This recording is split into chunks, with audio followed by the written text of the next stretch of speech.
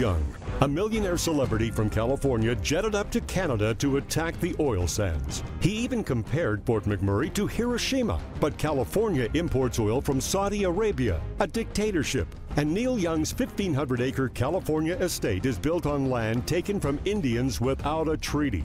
Time to fight back against California hypocrites. Visit neilyounglies.ca to learn more. This message paid for by Ethical Oil. Oh, I could listen to that all day. It's a 30-second radio ad that's starting to be aired today in Calgary, Edmonton, and perhaps other radio stations. A bit of a fight back by my friends at Ethical Oil, a group I am honored to be the chairman of. And joining us now is our community organizer, Amanda Ackerman. Amanda, I am so thrilled with the reaction to neilyounglies.ca since you debuted on our show on Monday night. Give me a statistical update. How many folks have visited the site? How many folks have written an angry letter to the U.S. Embassy? There's a form right on there that people can tell the U.S. Embassy to keep their nosy celebrities out of Canada. Give me a statistics update. Sure. We've had more than 10,000 visits to the website, which is phenomenal, and more than 250 Canadians have signed letters to the U.S. Embassy. Those messages are a delight to read through, and we're forwarding them on.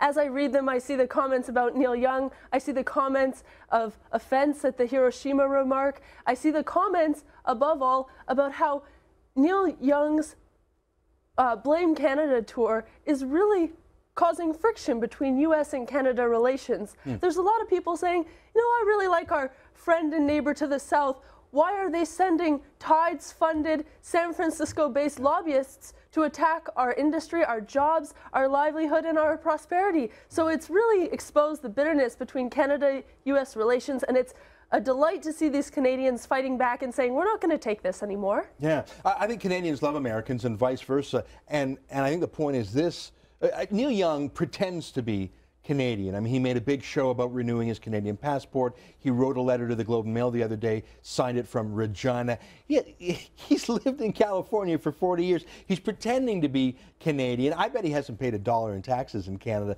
since the 60s. And what bugs me is he doesn't reflect Canadian views. I don't even think he reflects American views, because America would desperately rather replace their Saudi oil with Canadian ethical oil. So it's a shame that this is causing some bitterness between Canada and the United States, but I think that that is what the Tides Foundation wants to do. They are basically declaring an economic embargo on Canada that they haven't done on Saudi Arabia. I mean, if the Tides Foundation took an equal hatred of every oil producer in the world, we could say, okay, you guys are crazy, you want us to live like cavemen again, no power. But at least they would be consistent. For them to pick on Canada instead of Iran or Saudi Arabia shows they've got a special anti-Canada hatred. Now, we showed one of the ads. There's another version of the ad. Let's play that now, and then we'll talk a little bit more.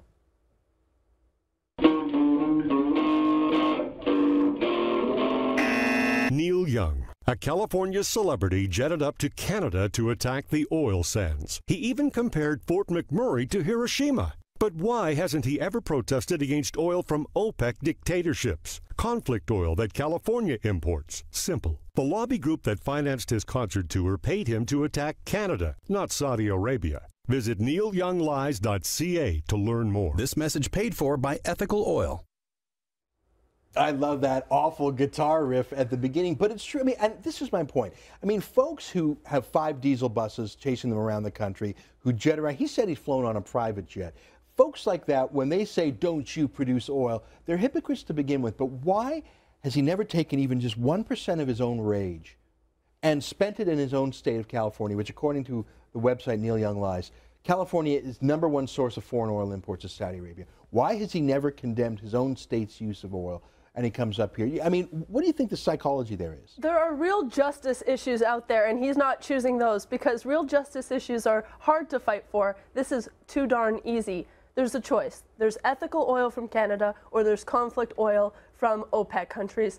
And by choosing to reject Canada's ethical oil, they are by default, the radical environmentalists and Neil Young and his activist groupies are by default supporting OPEC dictatorships and conflict oil. That is the only choice there is, and they're obviously perpetuating this OPEC oil by virtue of their own use of oil from these countries. And yeah, they're not, that's what's going on. One of the calling cards of the Tides Foundation is it keeps the identity of their donors' secret. So someone comes to the Tides Foundation, says, I've got $1 million, I want to fight against Canadian oil. They keep that donor's secret. It could be just some busybody leftist, or it could be an OPEC competitor. We don't know. The Tides Foundation won't reveal it. Folks, man, it's great to see you again. Folks, go to neilyounglies.ca. It's a project of ethical oil. You can hear the ads there. If you like them, you can chip in to keep them airing on radio stations around town.